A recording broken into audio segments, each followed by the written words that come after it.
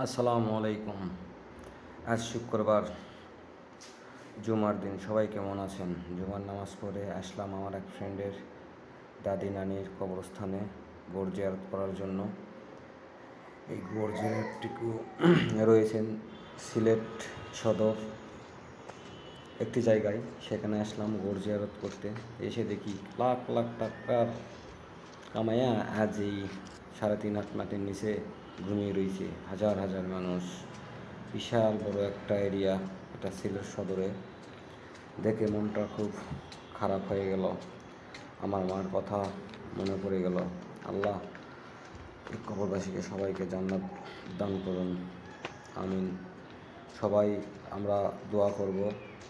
এখানে যারা শুয়ে রয়েছে, বিভিন্ন জায়গায় কবরস্থানে যারা শুয়ে রয়েছে, যারা এই পৃথিবী থেকে চিরতরের জন্য বিদায় হয়েছে, তাদের সকলের জন্য দোয়া করি। আর আমরা সবাই চেষ্টা করব নামাজ পড়ার। মাটির নিচেই শুয়ে রয়েছে সবাই।